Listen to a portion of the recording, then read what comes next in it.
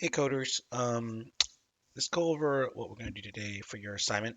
We're going to do basically lesson 10 inside of unit 4, paper prototypes, although I'm not going to make you do it on paper, but the idea is that we are going to try to figure out what all of our screens will look like for our app that we are designing.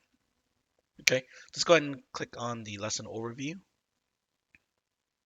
Okay, so paper prototypes allow developers to quickly, test ideas before actually writing the code. Again, we're going to call it prototypes because we're going to make digital prototypes of what the screens will look like. And let's go ahead and hit continue. So what you had to understand is that you're going to use AppLab, what we've been using to learn, how to write um, JavaScript. But you have to understand that, it's not like a full-on app development software. So you have to understand that we have to get used to what AppLab can do. And we already kind of done a lot of it in the first semester, what kind of UI elements we can make. So you guys are kind of aware of this already. But start getting yourselves reacquainted with AppLab and what user interface, what UI elements you can make. Okay. So anyway, you're making a prototype. It allows user to interact with your design without worrying about underlining functions. Okay, so just focus on what the screens will look like, and we will be able to build it. Okay, so on the next couple bubbles, you're gonna see prototypes of things that we can make inside of AppLab. So there's a quiz me one, how it works, take a quiz, the about. So these are kind of like pre-planned, and if you hit run, you can actually do it or how it works. Okay, so there's a page on how it works. There's a quiz. This one, this one, this one, this one, this one, this one. You can submit. Correct. Next question. You can see how what you can do with AppLab.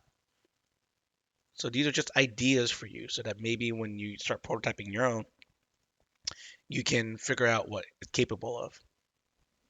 So the next couple bubbles are just, and again, 4 more demo apps. I want you guys to kind of explore it, kind of get a feel for what your app will be like. Like, oh, it's going to be more like this app. Is it going to be more like this app or this app or this app? Get a feel for yourself and try to figure out, oh, this can be easily done on App Lab. That's what I want mine to look like. Okay. So think about that. All right. So you're going to take the time to look through these 4 bubbles, but you're going to fill the first half for today, the first half of this activity guide. I just want you to write down the intended use for each of the user interface elements. So what's the purpose of a button? What's the purpose of a text input? What's the purpose of a label? What's the purpose of a dropdown? What's the purpose of a radio button? What's the purpose of a checkbox? What's the purpose of an image? What's the purpose of a text area? What's the purpose of a slider? Okay, so I want you to kind of give the intended use. For example, a button. Okay, what's intended use? To allow the user to make you know specific choices. Okay, something like that. So basically, hit this button means, for example, in the first app, to how it works, take a quiz, or about. So a simple click. I said this.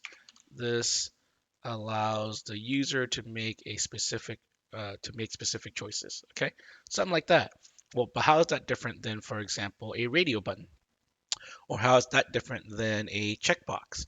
So this is something you need to decide, okay, and learn and figure out. Okay, so go ahead and check through these prototypes. Start thinking about your own game and start thinking about, okay, what kind of user interface elements I can use inside my app to interact with the user. Okay, so that does it for this video.